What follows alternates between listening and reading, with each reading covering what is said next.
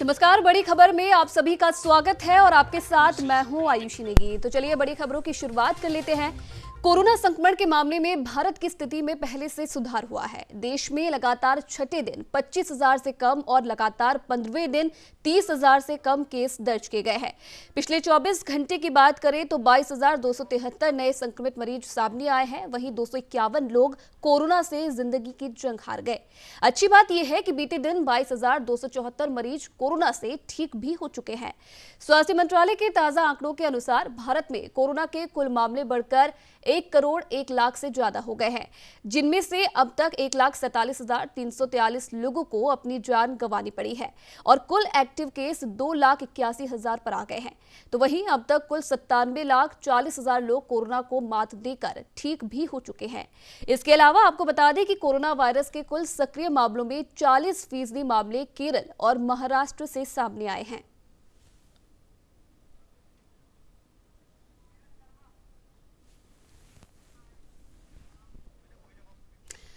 वहीं इसी खबर पर ज्यादा जानकारी के लिए, ज्यादा बातचीत के लिए संवाददाता नीरज शर्मा हमारे साथ यहां पर जुड़ रहे हैं। नीरज, जिस तरीके से कोरोना की स्थिति की अगर हम बात करें तो एक दौर ऐसा था जब संक्रमितों की संख्या में लगातार इजाफा हो रहा है। अब कहीं ना कहीं इस स्थिति में सुधार देखने को मिल रहा है। लगातार जो आंकड़ा है वो अब कम होता जा रहा है। लेकिन दूसरी तरफ अगर हम स्ट्रेन की बात करें जो कि ब्रिटेन में पाया गया है, अब उसके कारण भारत में भी खलबली मचती हुई नजर आ रही है। देखिए, निश्चित रूप से जो नया स्ट्रेन है इससे ज्यादा संक्रामक बताया जा रहा है और मुख्यमंत्री अशोक गहलोत ने भी केंद्र सरकार को कहा है कि यूरोप से जो लगातार जो लोग आ चुके हैं उनकी प्रॉपर मॉनिटरिंग समय रहते क्यों नहीं किए गए, जबकि आगाह कर दिया गया था जी। और बड़ी संख्या में जो लोग हैं फ्लाइट्स के जरिए राजस्थान भी पहुंचे हैं और राजधानी जयपुर के अंदर भी ऐसे बहुत से लोग हैं। 700 से ज्यादा लोग आ चुके हैं। तो ये एक चिंताजनक बात है कि इसके आधार पर जो है ये इसका समय रहते जब जानकारी मिल गई थी कि नया स्ट्रेन आ गया, इसके बावजूद फ्लाइट जारी कर दी। दूसरा, जो ये अब महामारी का दौर तो चल ही रहा है और बताया जा रहा है कि अफ्रीका से ये जो नया स्ट्रेन है इसके मरीज यूरोप पहुंचे और वहां से अन्य देशों में पहुंचे और ये ज्यादा, क्योंकि अफ्रीकन लोगों की जो इम्यूनिटी पावर है वो ज्यादा रहती है, लेकिन उसके बावजूद वहां जब ये फैला तो ये काफी ज्यादा शक्तिशाली बताया जा रहा है।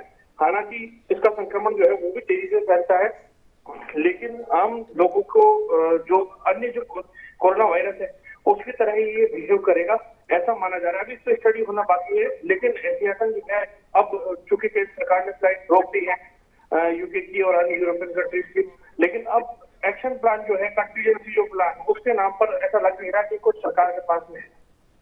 जी, लेकिन नीरज, एक तरफ तो लगातार जो लोग हैं, जो देशवासी हैं, वो वैक्सीन का इंतजार कर रहे हैं और माना ही जा रहा है जनवरी के शुरुआती हफ्तों से वैक्सीन लगनी भी अब शुरू हो जाएगी।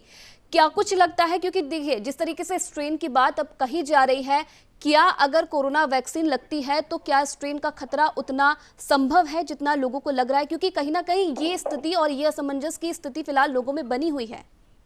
देखिए, अब ये नया जो स्ट्रेन आया है तो ये कोरोना का एक स्ट्रेन, अब इसमें म्यूटेशन हो चुका है, जो जानकारी निकल के सामने आ रही है म्यूटेशन हो चुका है।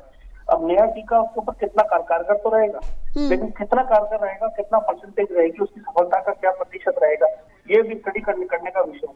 क्योंकि अभी तक जो स्टडी हुई है वो पहले वाले कोरोना के ऊपर स्टडी हुई थी, इसका जो नया स्ट्रेन है इसके ऊपर स्टडी अब तक नहीं हुई। जब उस पर स्टडी हो जाएगी तब कुछ निकल करके सामने आएगा, तब कुछ स्पष्ट रूप से कहा जा सकेगा। लेकिन नीरज शर्मा, जिस तरीके से अगर ब्रिटेन से आए यात्रियों की सिर्फ हम बात करें, क्योंकि राजस्थान ऐसा प्रदेश है जहां पर बहुत आखिरी समय तक कोरोना के केस ज्यादा सामने आए थे, लेकिन चलिए रिकवरी रेट अब प्रदेश की अच्छी होती हुई नजर आ रही है। लेकिन जिस तरीके से जो पर्यटक हैं, विदेशी पर्यटक इस दौर में आए हैं ब्रिटेन से, कहीं ना कहीं उन्होंने अब सरकार की चिंताएं कहीं ना कहीं बढ़ा दी है। क्या कुछ लग रहा है अब सरकार किस तरीके से जो ये लोग ब्रिटेन से आए हैं, किस तरीके से उनकी मॉनिटरिंग कर रहे हैं, उन्हें किस तरीके से पहचाना जा रहा है? क्या कुछ सरकार अब इसके लिए कर रही है? देखिए, एक बात तो स्पष्ट कर देंगे, पर्यटक नहीं है। पर्यटकों पर तो पहले से आने के लिए रोक लगी हुई है। केवल बिजनेस पर्पज से कोई व्यक्ति आ सकता है, या फिर जो लोग भारतीय हैं, जो लोग राजस्थानी हैं, जो लोग वहां गए हुए थे और वापस अपने वतन लौटना चाहते हैं, उन लोगों की, या फिर कोई एजुकेशन के लिहाज से अगर स्टूडेंट्स गए हुए हैं वो वापस आना चाहते हैं, किसी काम धंधे के हिसाब से गए हुए वो आना चाहते हैं, वो लोग आए। पर्यटन के ऊपर तो अंतर्राष्ट्रीय फ्लाइटों में अभी पर्यटकों के ऊपर रोक है पूरी तरीके से। अब ये जो लोग आए हैं अब वो अपने घर तो आएंगे वापस, उनको इस तरीके से रोका नहीं जा सकता। लेकिन मॉनिटरिंग प्रॉपर होनी चाहिए थी। यदि कोरोना के लक्षण मिलते हैं, अब जानकारी ये भी सामने आ रही है कोरोना के लक्षण वाले भी मरीज हैं, तो यदि इस तरह का बात थी तो पहले तो स्क्रीनिंग यूके के अंदर ही हो जानी चाहिए थी। दूसरा, फिर भारत के आने से पहले जो है, जब वो भारत के अंदर लैंड किया, उस वक्त उनकी क्यों प्रॉपर मॉनिटरिंग नहीं करके और उनको क्वारंटाइन किया गया। बताया ये भी जाता है कि कई लोग नेगेटिव मिले, उनको छोड़ दिया गया, जबकि गाइडलाइंस में यह है कि अनिवार्य रूप से कम 7 दिन उनकी मॉनिटरिंग हो। चलिए, बहुत बहुत धन्यवाद नीरज शर्मा तमाम जानकारी देने के लिए।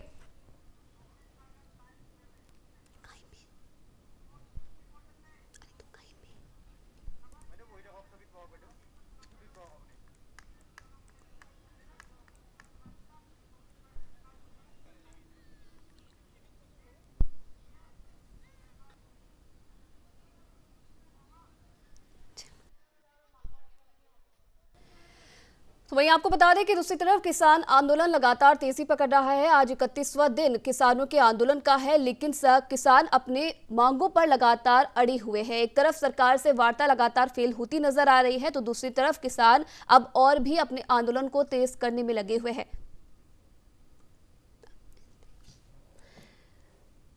तो वहीं इसी पर ज्यादा जानकारी के लिए, ज्यादा बातचीत के लिए हमारे संवाददाता लोकेश नागर सीधा कोटपुतली से हमारे साथ लाइव जुड़ रहे हैं, वहां की तस्वीरें हमें दिखा रहे हैं। लोकेश, जिस तरीके से किसानों का आंदोलन अब लगातार तेजी पकड़ता जा रहा है, आज 26 तारीख है और कहीं ना कहीं हनुमान बेनीवाल है, उन्होंने भी आज की तारीख का ऐलान किया था कि आज 2 लाख किसानों के साथ वो दिल्ली कूच करेंगे।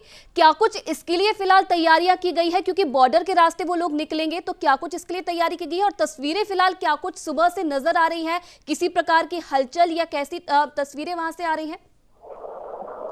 ऐसे इस समय हम कोटपुतली में मौजूद हैं। यहाँ किसान आंदोलन को लेकर हनुमान बेनीवाल कूच करने वाले हैं।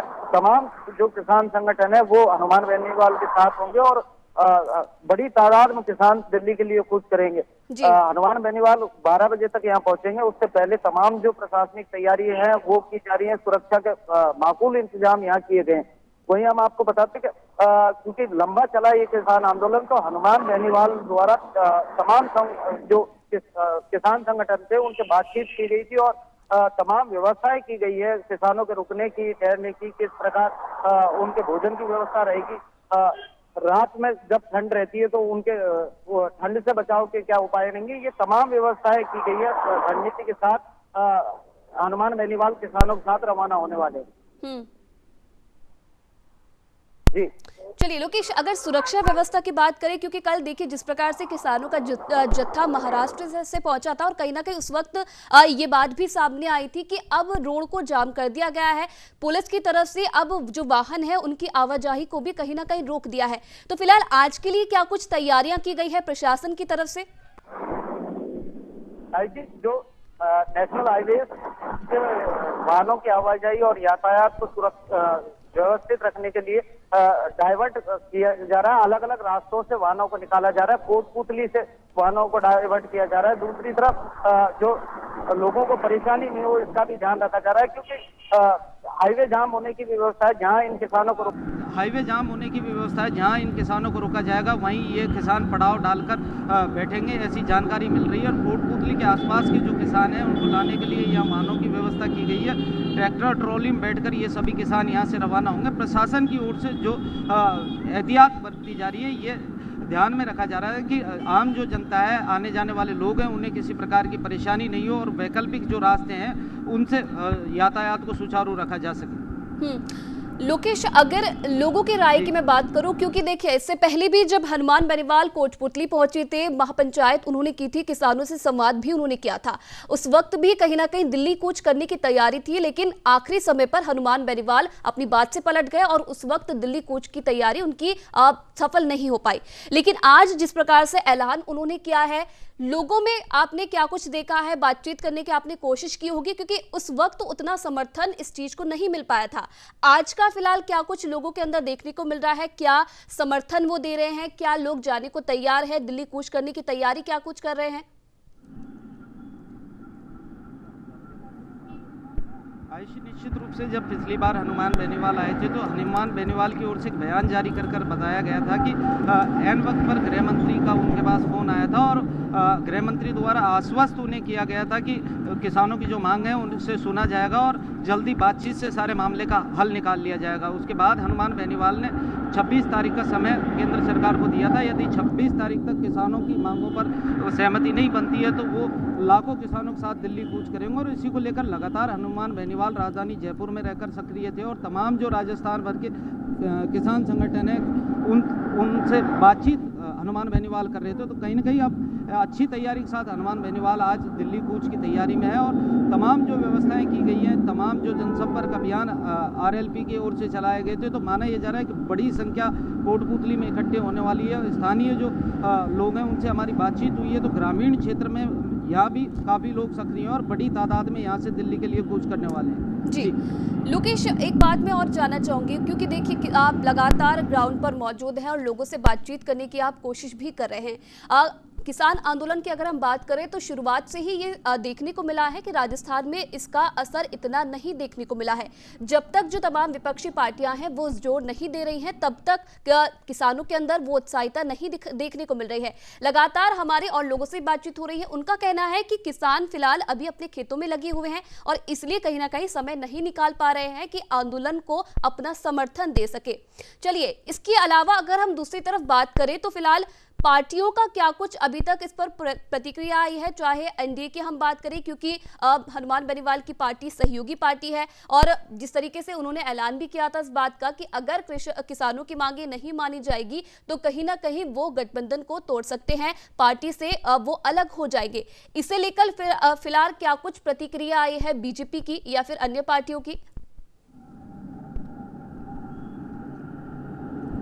आयुषी, बीजेपी के जो घटक दल हैं उनमें ही आरएलपी शामिल थी और हनुमान बेनीवाल की ओर से स्पष्ट कर दिया गया था यदि किसानों की मांगों को नहीं सुना जाएगा तो अपना जो समर्थन है वो आरएलपी वापस लेगी। वहीं दूसरी तरफ हम आपको बता दें कल प्रदेश के प्रभारी अजय माकन यहाँ पहुंचे थे। उसके बाद मुख्यमंत्री आवास पर जिस प्रकार की किसान आंदोलन को लेकर रणनीति बनी तो ये माना जा रहा है कि राजस्थान में जो किसान आंदोलन को लेकर अभी तक हलचल नहीं देखी जा रही थी वो आने वाले समय में निश्चित रूप से बड़ी तादाद में देखने को मिलेगी क्योंकि कांग्रेस के तमाम नेताओं को मुख्यमंत्री द्वारा किसान हित में जो किसान आंदोलन है उसका समर्थन करने के निर्देश दिए गए हैं और बड़ा आंदोलन राजस्थान में खड़ा हो ऐसी तैयारी कांग्रेस की ओर से की जा रही है। इसके लिए कैबिनेट की कल बैठक बुलाई गई थी और सभी जो मंत्री हैं उन्हें अपने प्रभार वाले जो इलाके हैं उनमें किसानों को किसान आंदोलन से जोड़ने के निर्देश मुख्यमंत्री द्वारा दिए गए जी। तो ये देखने वाली बात होगी क्योंकि जो केंद्रीय कृषि बिल है उसको लेकर मुख्यमंत्री अशोक गहलोत और पूरी कांग्रेस शुरू से ही विरोध कर रही है। खुद राहुल गांधी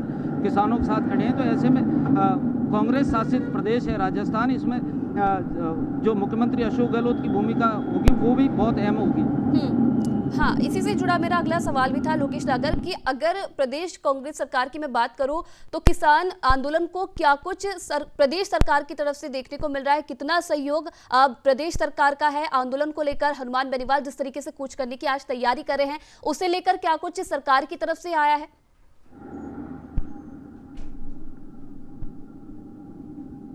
निश्चित रूप से जो मुख्यमंत्री अशोक गहलोत है और खेती किसानी से हमेशा सरोकार मुख्यमंत्री अशोक गहलोत रखते हैं तो पूरे प्रदेश का जो किसान है उसकी हित को ध्यान में रखते हुए क्योंकि जो केंद्रीय कृषि बिल हैं वो कहीं ना कहीं परेशानी का भविष्य में कारण बन सकते हैं किसानों के लिए। इसी का डर किसानों को सता रहा है। पूरे देश के किसान इसको लेकर आंदोलन कर रहे हैं और राजस्थान में भी ग्रामीण क्षेत्रों में रोष है इन कृषि बिलों को लेकर। लेकिन क्योंकि आगे बढ़कर कोई बड़ा नेता इस आंदोलन की अगुवाई नहीं कर रहा था और मजबूत नेतृत्व नहीं होने के कारण ये आंदोलन राजस्थान में बड़ा रूप नहीं ले पाया था। लेकिन जिस प्रकार हनुमान बेनीवाल आगे आए हैं और अपनी बात को रखा है, किसानों के प्रति खड़े रहे हैं, सजग होकर उन्होंने ये कहा कि यदि आवश्यकता पड़ी तो वो सांसद के पद से भी इस्तीफा दे देंगे और हमेशा किसानों के साथ खड़े रहेंगे। वहीं दूसरी तरफ मुख्यमंत्री अशोक गहलोत द्वारा जिस प्रकार आंदोलन को आप तेज करने की बात को लेकर कहा गया और जिस प्रकार की कांग्रेस में तैयारी की जा रही है क्योंकि एमएसपी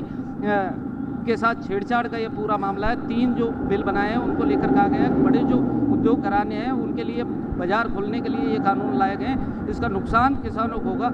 इसी को लेकर हनुमान बेनीवाल ने कहा किसानों के साथ अगर कुछ अहित होता है तो राजस्थान इन्हीं पूरे देश के किसानों को लेकर वो आंदोलन की अगुवाई भी करेंगे और हमेशा उनके साथ खड़े रहेंगे। मुख्यमंत्री अशोक गहलोत और कांग्रेस जिस प्रकार की रणनीति प्रदेश में किसान आंदोलन को लेकर बना रही है, तो आने वाले समय में आप देखेंगे जिला स्तर पर। चलिए, बहुत बहुत धन्यवाद लोकेश नागर तमाम जानकारी देने के लिए। लगातार आप नजर बनाए रखिएगा, अपडेट्स आपसे लगातार लेते रहेंगे। फिलहाल धन्यवाद तमाम जानकारी देने के लिए। तो चलिए अब आपको सीधी लाइव तस्वीरें दिखाते हैं जहां इस वक्त प्रधानमंत्री नरेंद्र मोदी लाभार्थियों को कई सौगातें दे रहे हैं जम्मू कश्मीर में वीडियो कॉन्फ्रेंसिंग के जरिए। Honourable lieutenant governor union territory of Jammu and Kashmir, it is my proud privilege to extend a hearty welcome to the Honorable Lieutenant Governor, advisors and all the dignitaries on the dais and in the audience. Today is a historic day. We are moving a step towards universal health coverage.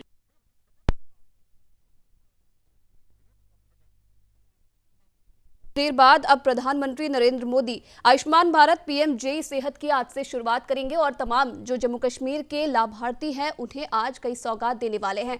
Jammu Kashmir के विकास के लिए एक अहम कदम सरकार की तरफ से उठाया जा रहा है और कुछ देर बाद प्रधानमंत्री कार्यक्रम को संबोधित करेंगे। तो चलिए फिलहाल बढ़ते आगे। केंद्र के लाए गए 3 नए कृषि कानूनों को वापस लेने की मांग के साथ दिल्ली की सीमाओं पर 1 महीने से किसान डटे हुए हैं। अब शिवसेना ने इस आंदोलन को खत्म न होने और बीजेपी की बेफिक्री के लिए महाराष्ट्र सरकार में अपनी ही सहयोगी पार्टी कांग्रेस को जिम्मेदार ठहराया है और कहा कि कांग्रेस में नेतृत्व की कमी है। शिवसेना ने अपने मुखपत्र सामना के संपादकीय में लिखा कि आंदोलन के प्रति सरकार की बेफिक्री के लिए मोदी और शाह नहीं बल्कि देश का विरोधी दल जिम्मेदार है, जो पूरी तरह से दिवालियेपन को हाशिए पर खड़ा है। इस संपादकीय में यह भी लिखा गया है कि बीजेपी अक्सर राहुल गांधी का मजाक उड़ाती है, लेकिन ऐसा करने की हिम्मत उन पे कहां से आती है, इस पर यह विचार करना चाहिए। फिलहाल लोकतंत्र का जो अंधोपतन शुरू किया गया है उसके लिए भारतीय जनता पार्टी या मोदी शाह की सरकार जिम्मेदार नहीं है, बल्कि विरोधी दल सबसे ज्यादा जिम्मेदार है। वर्तमान स्थिति में सरकार को दोष देने के बजाय विरोधियों को आत्मचिंतन करने की आवश्यकता है।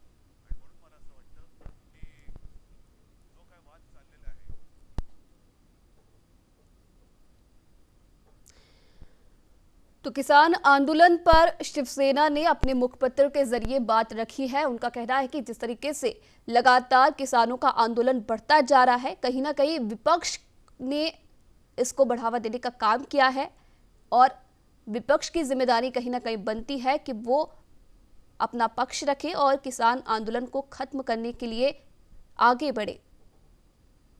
साथ ही साथ उनका कहना है कि किसान आंदोलन खत्म नहीं हुआ है, उसकी जिम्मेदारी कहीं ना कहीं कांग्रेस की है। जिस तरीके से समर्थन लगातार दिया जा रहा है और विपक्ष का जो कमजोर रवैया इस पूरे आंदोलन के दौरान देखने को मिला, उसका ये नतीजा है कि आंदोलन अभी तक समाप्त नहीं हुआ है, जिसके कारण किसानों को काफी परेशानी भी हो रही है।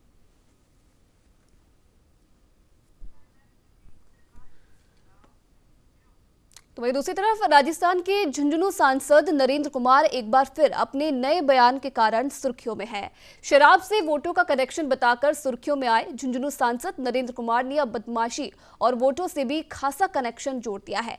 दरअसल सांसद नरेंद्र कुमार पिछले दिनों भीमसर गांव में एक कार्यक्रम में अपनी पुत्रवधू जिला प्रमुख हर्षिनी कुलहरी के साथ एक कार्यक्रम में शामिल हुए थे, जिनका एक वीडियो अब वायरल हो रहा है, जिसमें वे एक नया ज्ञान लोगों को अपने भाषण के जरिए दे रहे हैं।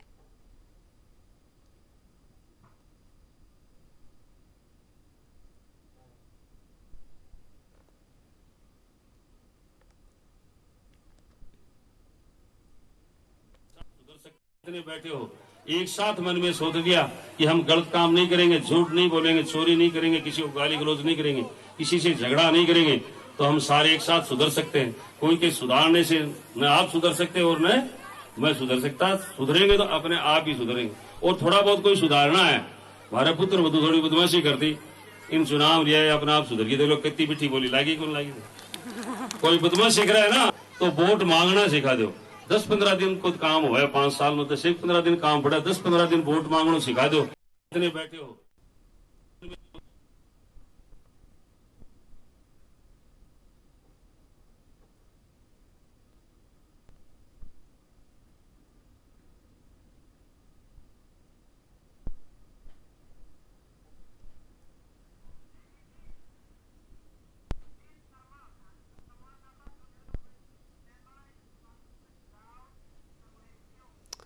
तो वही सी खबर पर ज्यादा जानकारी के लिए संवाददाता सुजीत शर्मा हमारे साथ यहाँ पर जुड़ रहे हैं झुंझुनू से। माफ कीजिएगा सुजीत, किस तरीके से हम देखा वीडियो हमने देखा है जो लगातार वायरल हो रहा है, जहाँ जो सांसद है नरेंद्र वो कहीं ना कहीं लोगों को अब ज्ञान दे रहे हैं। पहले तो हम आपसे जानना चाहेंगे क्या कुछ ये पूरा मामला था। यश को बता दो कि झुंझुनू सांसद नरेंद्र कुमार के आए दिन नए वीडियो वायरल होते हैं और एक ये नया वीडियो वायरल हुआ है। ये कोई नई बात नहीं कि सांसद नरेंद्र कुमार का ये पहला वीडियो है। इससे पहले भी उन्होंने चुनाव से संबंधित कई वीडियो वायरल हुए। उन्होंने एक कार्यक्रम के दौरान कहा कि नया ज्ञान दिया है और उन्होंने कहा कि बेटा बहु बदमाशी करते हैं तो उन्हें चुनाव लड़वा देना चाहिए। चुनाव लड़ेंगे तो वोट मांगेंगे और अपने आप सुधर जाएंगे। ऐसा उन्होंने इसलिए कहा कि उनकी बेटी है जो पुत्र वधु है वो अभी जिला प्रमुख का चुनाव लड़ी थी और जिला प्रमुख बनी थी और उनका कहना है कि मेरे भी बेटे बहू लड़ाई करते थे और मैंने बहू को चुनाव लड़वा दिया और जिला प्रमुख बनवा दिया, वो अपने आप सुधर गए हैं। जी चलिए, बहुत बहुत धन्यवाद सुजीत शर्मा तमाम जानकारी देने के लिए।